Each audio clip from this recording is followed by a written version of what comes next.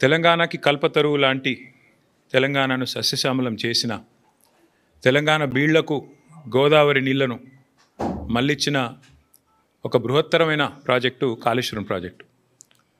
ఆ ప్రాజెక్టు మీద కాంగ్రెస్ పార్టీ ఎలక్షన్లకు 3-4 ఏళ్ల ముందు నుంచే భయంకరంగా విషం జిమ్ముతూ మొదటి రోజు నుంచి ఈ ప్రాజెక్టును బద్నాం చేయాలన్న ప్రయత్నం ఎంత గట్టిగా చేసిందో, ఎట్లా ప్రజల మనసుల్లో లేని అనుమానాలను చొప్పించి అడ్డమైన ఆరోపణలు చేసి ఇష్టం వచ్చినట్టు నోటికి ఎంత వస్తే అంత మాట్లాడి మళ్ళీ ప్రభుత్వం వచ్చిన తర్వాత కూడా అదే ట్రెండు, అదే వరుస తప్ప ఇంకోటి లేనేలేదు.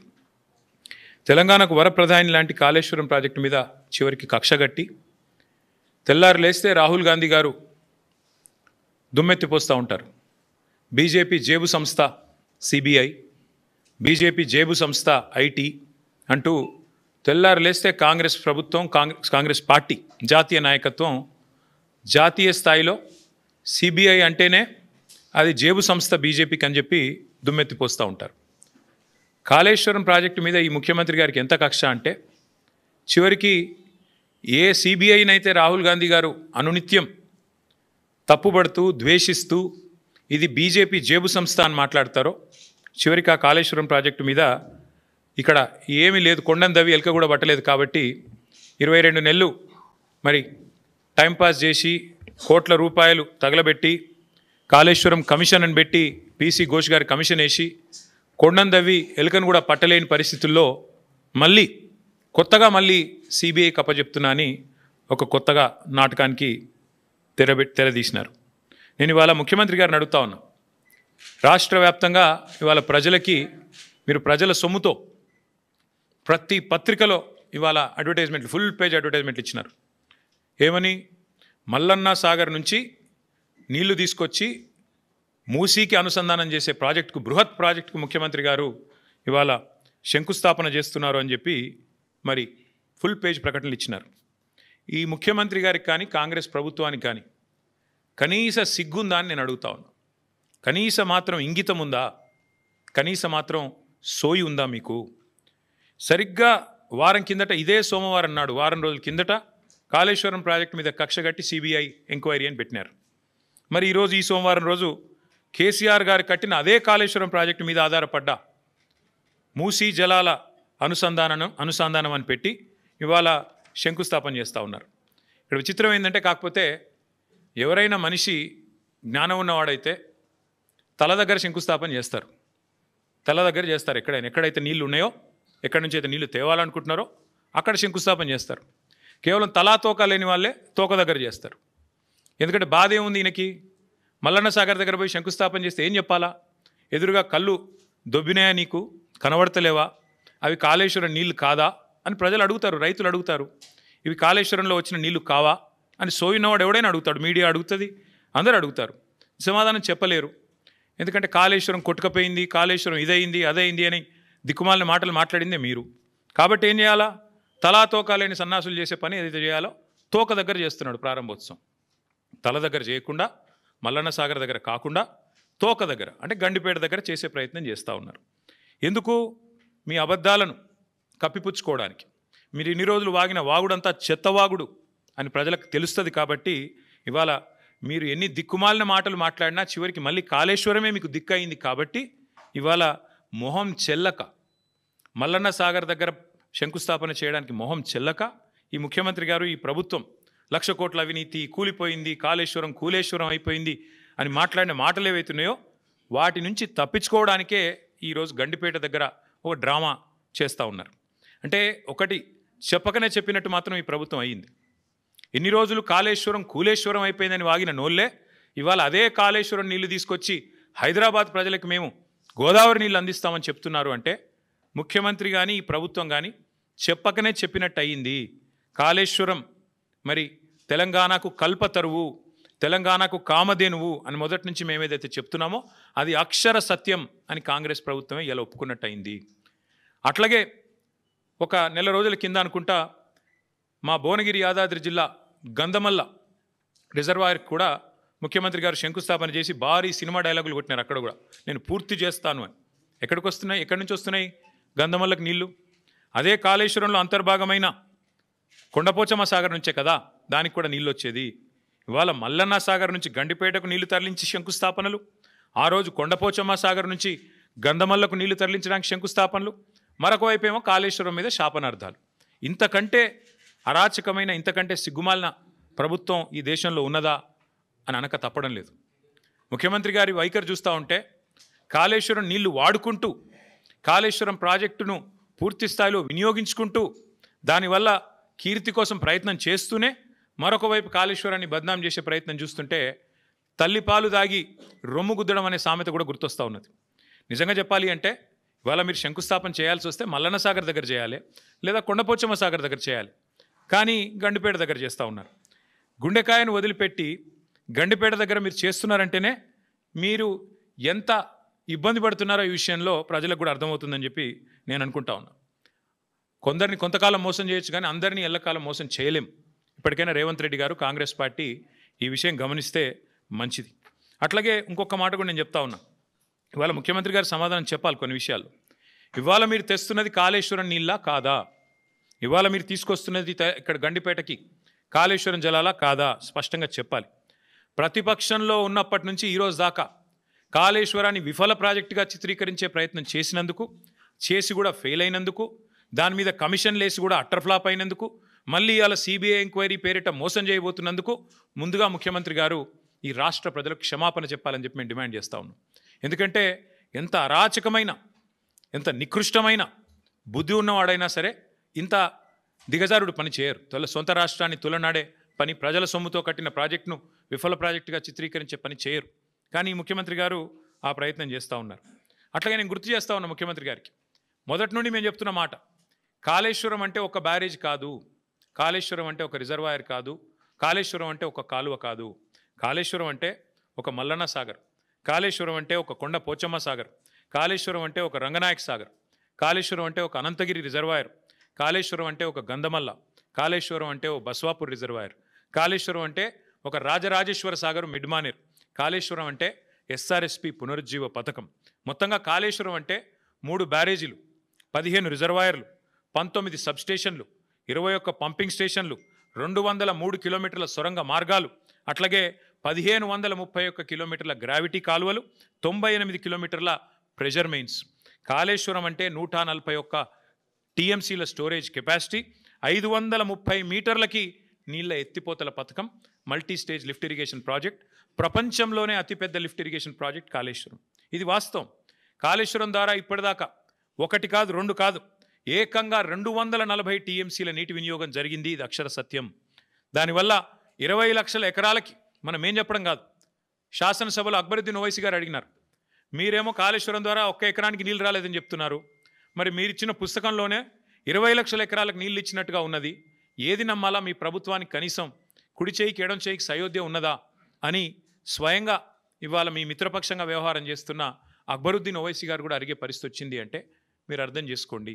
అట్లాగే అక్బరుద్దీన్ ఓవైసీ గారు అడిగినారు మొన్న, కాళేశ్వరం ఏదో కొట్టుకుపోయిందని మీరు అంటున్నారు, కానీ అక్కడ 12 లక్షల క్యూసెక్కుల వరద వచ్చినా నిక్షేపంలాగా ఉన్నది కదా బ్యారేజీ, మీరు అన్నట్టుగా ఏం లేదు, మీరు చెప్పేది తప్పు అనే మాట కూడా అక్బరుద్దీన్ ఓవైసీ గారు అడిగినారు.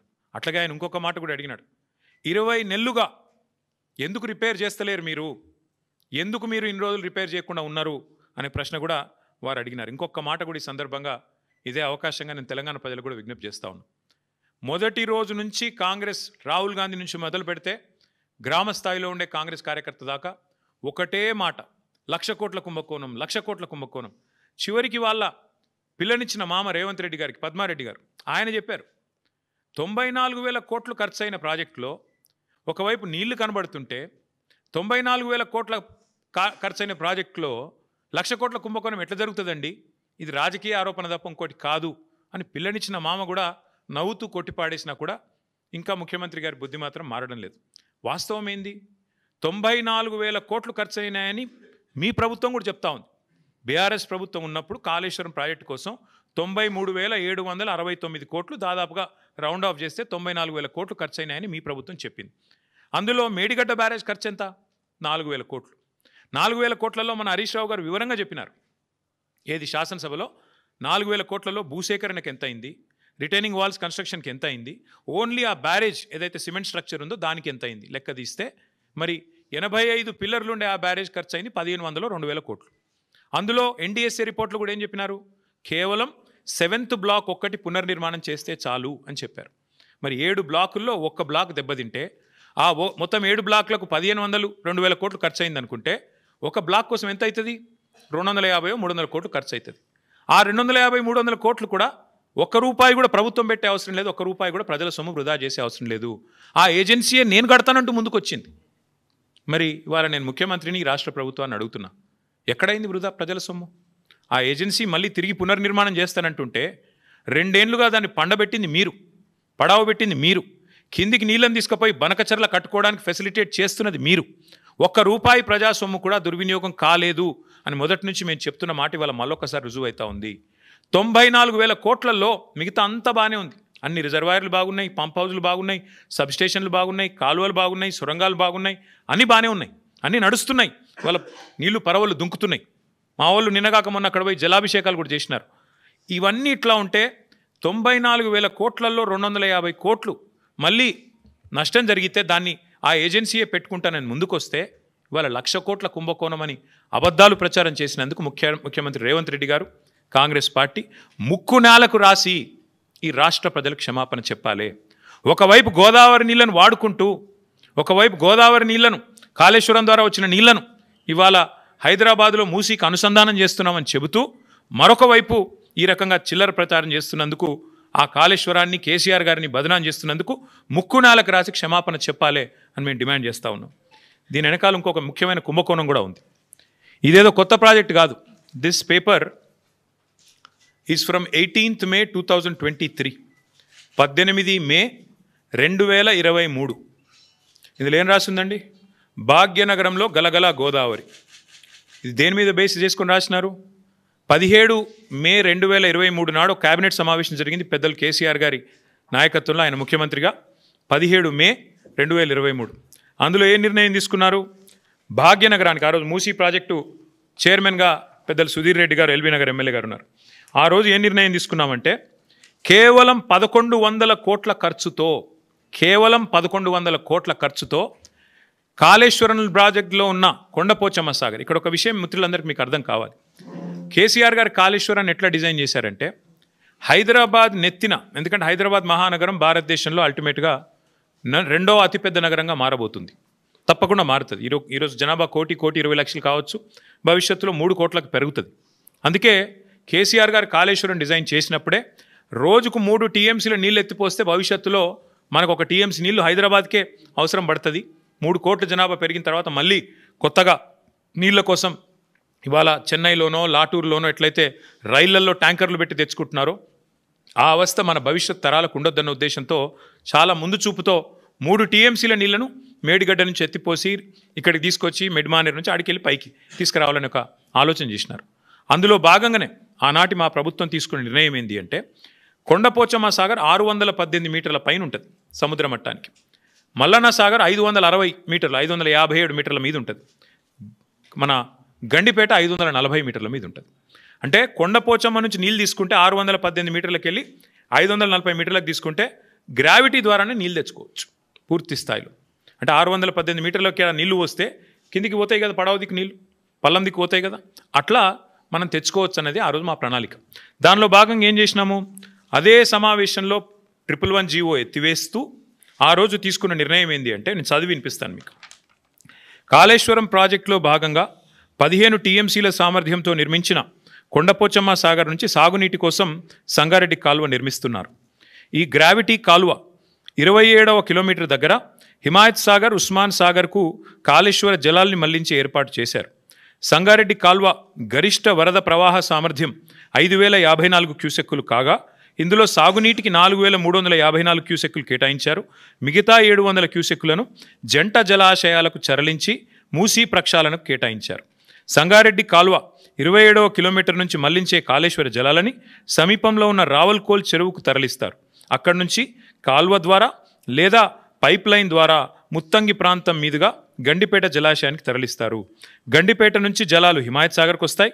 అక్కడి నుంచి ఏడాది పొడవునా జంట జలాశయాలు కాళేశ్వరం జలాలతో నిండుగా ప్రవహించనున్నాయి.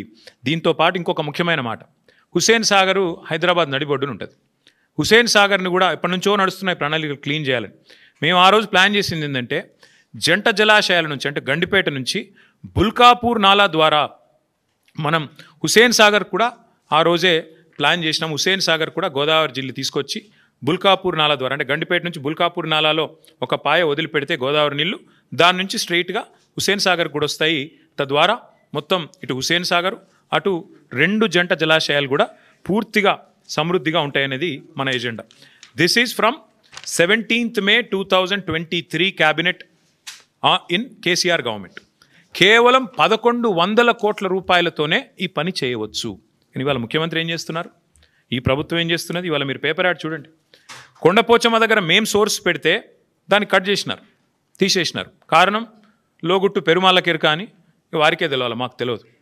1100 కోట్లతో అయిపోయే ప్రాజెక్టును ఇవాళ 7380 కోట్లు 90 కోట్లు అంటే దాదాపు 7 రెట్లు పెంచేసినారు.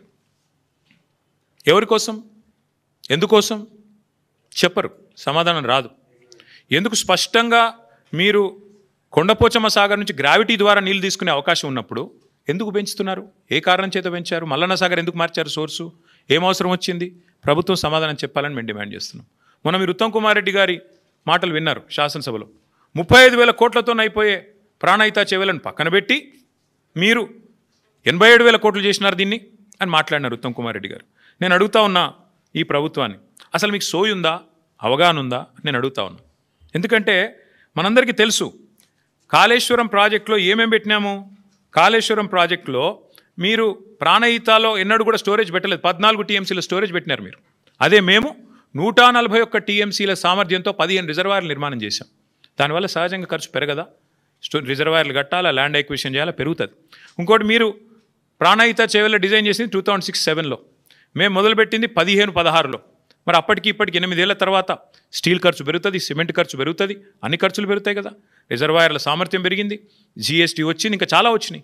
వాటన్నిటి తర్వాత అది పెరిగితేనేమో ఇది 2 రెట్లు 2.5 రెట్లు పెరిగితే అదేదో ఘోరం జరిగిపోయింది, అదేదో పెద్ద స్కామ్ అన్నారు. ఇవాళ నేను అడుగుతున్నా, 7 రెట్లు ఎట్లా పెరిగింది కాస్టు? 1100 కోట్ల ప్రాజెక్టు 7,400 కోట్ల ప్రాజెక్టు ఎట్లా అయ్యింది? ఇది స్కామ్ కాదా? నేను ఇవాళ స్పష్టంగా చెప్తున్నా, మీడియా మిత్రులు దయచేసి మీరు పరిశోధించండి. వాస్తవం ఏంటి అంటే 150,000 కోట్ల మూసి బ్యూటిఫికేషన్ అని చెప్పి ముఖ్యమంత్రి గారు ప్రకటించగానే మేము అడ్డుపడ్డాం. హైదరాబాద్ ప్రజలు అడ్డుపడ్డారు, నిలదీసినారు. 16,000 కోట్లతో అయిపోయే ప్రాజెక్ట్ని 150,000 కోట్లు ఎట్లా అవుతాయి అని మేము నిలదీస్తే ఇవాళ కొత్త స్టైల్ ఎత్తుకున్నారు. ఇన్నోవేటివ్ థింకింగ్ కదా.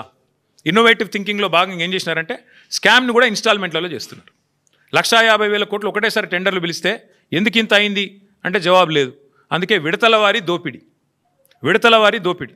మొదలు 1100 7,700 చేయాలి, ఆ తర్వాత ఇంకోటి 5 రూపాయలు ఉన్నదాన్ని 40 రూపాయలు చేయాలి, పెంచుకుంటూ ఆఖరికి మొత్తం స్కామ్ మళ్ళీ 150 కోట్ల కాడికి తేవాలి. ఇది వీళ్ళ ఎత్తుగడ. నేను మళ్ళీ చెప్తా ఉన్నా, May 17, 2023 నాడు 1100 కోట్లతో కొండపోచమ్మ సాగర్ నుంచి గోదావరి నీళ్ళని తీసుకొచ్చి బ్రహ్మాండంగా రావల్కోల్ చెరువులో పోసి రావల్కోల్ చెరువు నుంచి గండిపేటకు నీళ్ళు తీసుకొచ్చే మార్గం గ్రావిటీ ద్వారా ఉంటే ఇవాళ మీరు 3 WTPలు ఎందుకు కడుతున్నారు? 5 పంప్ హౌస్లు ఎందుకు పెడుతున్నారు? ఎవరి లాభం కోసం పెడుతున్నారు అని ముఖ్యమంత్రి గారు నేను అడుగుతా ఉన్నా. ఇవాళ ఎట్లా పెరిగింది? కమిషన్లు దండుకోవడానికా, మొబిలైజేషన్ అడ్వాన్సులు ఇవ్వడానికా, కాంట్రాక్టర్లకు దోచిపెట్టడానికా? ఎందుకు తక్కువ ఖర్చుతో అయ్యేదాన్ని పక్కకు పెట్టి ఎక్కువ ఖర్చుతో చేస్తున్నారు? ఒక దిక్కు మీరే చెప్తున్నారు పైసలే లేవు, అప్పు ఉడతలేదు, ఒక్క పథకం ఇచ్చేందుకు ఏమీ లేదు అని పచ్చి అబద్ధాలు ఒక దిక్కు మీరే చెప్తారు. పార్లమెంటు చెప్పినా, కేసీఆర్ ప్రభుత్వం చేసిన అప్పు 2,80,000 కోట్లని పార్లమెంట్ చెప్పినా సిగ్గు లేకుండా మొన్న అసెంబ్లీలో కూడా 8 లక్షల కోట్లని ఒకరు, 7 లక్షల కోట్ల అప్పని ఇంకొకరు నోటికొచ్చిన అబద్ధాలు ఒకవైపు మాట్లాడుతున్నారు. ఒక దిక్కేమో తులం బంగారానికి పైసలు లేవు, ఆడబిడ్డలకు 2,500 ఇయ్యనికి పైసలు లేవు, 6 గ్యారంటీల అమలుకు పైసలు లేవు, ముసలోళ్ళకి 4,000 పెన్షన్ ఇయ్యనికి పైసలు లేవు, రైతు బంధు ఏడానికి పైసలు లేవు, ఇంకా చెప్తూ పోతే చాలా ఉన్నాయి. వీటికి పైసలు లేవు. కానీ 7,400 కోట్లతో ఎవరు అడగని ప్రాజెక్టును మాత్రం అర్జెంటుగా టేకాఫ్ చేయాల్సిన అవసరం ఎందుకు వచ్చింది? ముఖ్యమంత్రి గారు తప్పకుండా చెప్పాలని చెప్పి నేను డిమాండ్ చేస్తా ఉన్నాను. ఇందులో అవినీతి కోణమే కాదు, క్రిమినల్ కోణం కూడా ఉంది. ఈ ప్రాజెక్ట్ వెనకాల క్రిమినల్ కోణం కూడా ఉంది. మీకు యాదకుండాలే, ఆనాడు అదేదో వెలుగు పత్రికలో వచ్చింది సుంకిశాల, అది ఇవ్వండి, ఉంది, ఇక్కడే ఉంది. ఇగో ఇది వెలుగు పత్రికలో వచ్చింది. ఏమన్నది ఇలా, సుంకిశాల రిటైనింగ్ వాల్ కూలిపోతే HMWSB Hyderabad metro water supply and sewerage board నడుపుతున్నది ఈ ప్రాజెక్ట్ని, వాళ్ళ ఆధీనంలో నడుస్తున్నది. ఏం చెప్పారు ఇందులో, ఈ కాంట్రాక్టర్ ఎవరైతే ఉన్నారో ఆయన అర్జెంటుగా బ్లాక్ లిస్ట్ చేయండి, పక్కన పెట్టండి అని హెచ్ఎండబ్ల్యూఎస్ఎస్బి మరి రిపోర్ట్ ఇచ్చింది అని వెలుగు పత్రిక, V6 వెలుగు సంస్థ వారిచ్చిన పత్రికా కథనం ఇది. మరి వాళ్ళు నేను అడుగుతున్న ముఖ్యమంత్రి గారిని, ఏ ఏజెన్సీ అయితే బ్లాక్ లిస్ట్ మీరు చేయాలో, ఏ ఏజెన్సీని అయితే బ్లాక్ లిస్ట్ చేయాలో, ఎవరినైతే నేషనల్ హైవే అథారిటీ ఆ ఏజెన్సీని బ్లాక్ లిస్ట్ చేసింది. మన కేరళలో ఒక రహదారి వీళ్ళు నిర్మాణం చేసినారు, NH66. అక్కడ ఒక స్లోప్ ప్రొటెక్షన్ వాల్ కొలాప్స్ అయింది, వీళ్ళు కట్టిందే, సేమ్ ఇదే కంపెనీ కట్టింది. నేషనల్ హైవే అథారిటీ వాళ్ళు, కేంద్ర ప్రభుత్వం వాళ్ళేమో వాళ్ళని బ్లాక్ లిస్ట్ చేసినారు, డీబార్ చేసినారు. మరి మీరెందుకు చేస్తలేరు? మీ డిపార్ట్మెంట్లో ఏ డిపార్ట్మెంట్లోనైతే సుంకిశాలు ఉంటుందో దాని రిటైనింగ్ వాల్ కొలాప్స్ అయితే మళ్ళీ వాళ్ళకే 7,400 కోట్ల వర్క్ ఇచ్చినావంటే ఏమర్థం చేసుకోవాలి? నేను రాష్ట్ర ప్రజలు ఏమర్థం చేసుకోవాలి? ఎందుకు ఇంత అవాజ్యమైన ప్రేమ వారి మీద మీకు? ఇదే సంస్థను కదా మీరు ఈస్ట్ ఇండియా కంపెనీ అని హుంకరించింది, గర్జించింది మీరే కదా. ఈస్ట్ ఇండియా కంపెనీ ఈరోజు బెస్ట్ ఇండియా కంపెనీ ఎట్లయింది, నీకు బెస్ట్ ఫ్రెండ్ ఎట్లయింది చెప్పాలి రేవంత్ రెడ్డి గారు. నాకు తెలిసి ఇప్పుడు నేను ఈ మాట మాట్లాడినాక కొన్ని టీవీలు లైవ్ కట్ అవుతాయి, కొంతమంది రేపు రాయరు, నాకు తెలుసు, అది పర్వాలేదు. మీకు రాసే ఇది లేక మీకు ఉండకపోవచ్చు, మీకు ఇబ్బందులు ఉండొచ్చు. కానీ నేను స్పష్టంగా చెప్తా ఉన్నా, ఇవాళ సోషల్ మీడియా ఉంది, ప్రజలు చూస్తారు, తెలుసుకుంటారు. మీకుండే ఇబ్బందులు సోషల్ మీడియాలో ఉండవు. ఎందుకంటే ఇవాళ ప్రతి ఒక్కరు మీడియా చాలా పవర్ఫుల్గా మారిపోయింది. కాబట్టి నేను అడుగుతా ఉన్నా, నీ సొంత నియోజకవర్గం కొడంగల్లో లిఫ్ట్ ఇరిగేషన్ ప్రాజెక్టులు అదే బ్లాక్ లిస్ట్ చేయాల్సిన ఏజెన్సీకి ఇస్తావు. 1100ను 7,400 కోట్లు చేసి ఎక్కడ నీ సంస్థనే ఇచ్చింది కదా, నువ్వే కదా మున్సిపల్ మినిస్టరు. మున్సిపల్ మినిస్టర్ కిందే ఉంటుంది కదా హెచ్ఎండబ్ల్యూఎస్ఎస్బి. మరి అదే Hyderabad metro water supply sewerage బోర్డులో కుప్పకూలిపోతే సుంకిశాల, వాళ్ళ మీద చర్యలు తీసుకోకపోగా, వాళ్ళని పనిష్ చేయకపోగా రివార్డ్ ఇస్తావా? కొడంగల్ ప్రాజెక్టు వాళ్ళకే ఇస్తావు, వాళ్ళకును ఇంకొక ఆయన ఎవరు, ఆ మంత్రి పొంగులేటి శ్రీనివాసరెడ్డి గారికి ఇస్తావు. ఇద్దరు కలిపి 4,000 కోట్ల వరకు కొడంగల్ లిఫ్ట్ ఇరిగేషన్. ఇంకో దిక్కేమో ఇవాళ మళ్ళీ 7,400 కోట్ల వరకు మళ్ళీ అదే సంస్థకి, ఎవరైతే సుంకిశాల కూలిపోవడానికి కారకులో వారికే ఇస్తున్నారు. మరి కేంద్ర ప్రభుత్వానికి లేని మొహమాటం మీకెందుకున్నది? కేంద్ర ప్రభుత్వం బార్ చేసింది వాళ్ళని, NHలో మీరు పాల్గొనవద్దు అని చెప్పి వాళ్ళని బ్లాక్ చేసింది. మీరెందుకు చేస్తలేరు? ఇది క్రిమినల్ కుట్ర కాదా? ఖచ్చితంగా నేను అంటా ఉన్నా, ఇది దోపిడీ తప్ప ఇంకోటి కాదు. కాంట్రాక్టర్లతో కుమ్మక్క